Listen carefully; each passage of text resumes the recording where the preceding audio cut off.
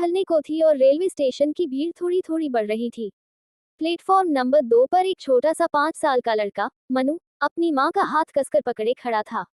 वे अपने छोटे से गांव आशापुर से शहर अपने रिश्तेदारों से मिलने जा रहे थे।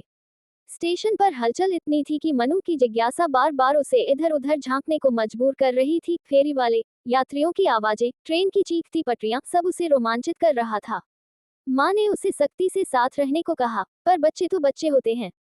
चाय बेचने वाले का ऊंची आवाज में पुकारना सुनकर मनु कुछ कदम आगे बढ़ गया। एक पल में लोगों की भीड़ उमड़ी और अगले ही क्षण जब उसने पीछे मुड़कर देखा, माँ कहीं दिखाई नहीं दे रही थी। उसकी मासूम आंखों में डर उतर आया।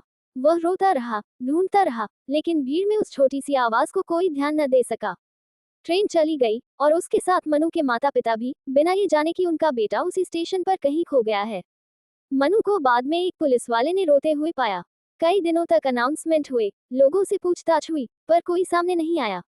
शायद माता पिता तक खबर पहुंच ही नहीं पाई। अंततः मनु को शहर के अनाथालय में भेज दिया गया। अनाथालय में शुरू हुई नई जिंदगी। अनाथालय में बच्चे कम, दर्द ज्यादा था। शुरुआत में मनु हर रात रोता था, माँ की गोद याद आती थी। पर धीरे धीरे उसने समझ लिया कि जिंदगी किसी के इंतजार में नहीं रुकती।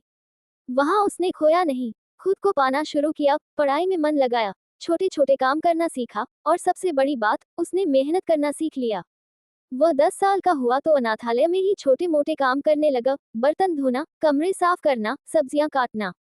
बदले में उसे थोड़ा बहुत जेब खर्च मिलता था, पर मन में उसने ठान लिया था कि एक दिन वह अपनी मेहनत से ऐसी जिंदगी बनाएगा जहां अभाव की कोई जगह न हो।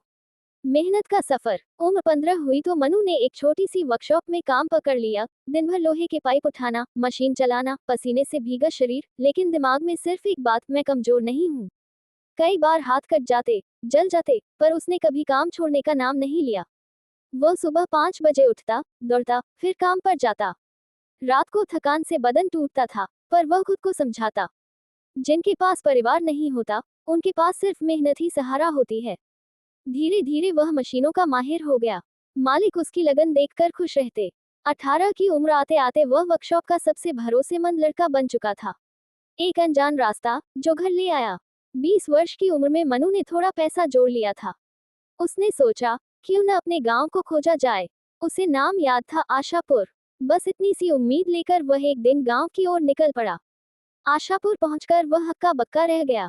वही कच्ची गलियां, वही मिट्टी की खुशबू, वही पुराना पीपल का पेड़। मन में कुछ हलचल हुई, शायद ये सच में उसका गांव है।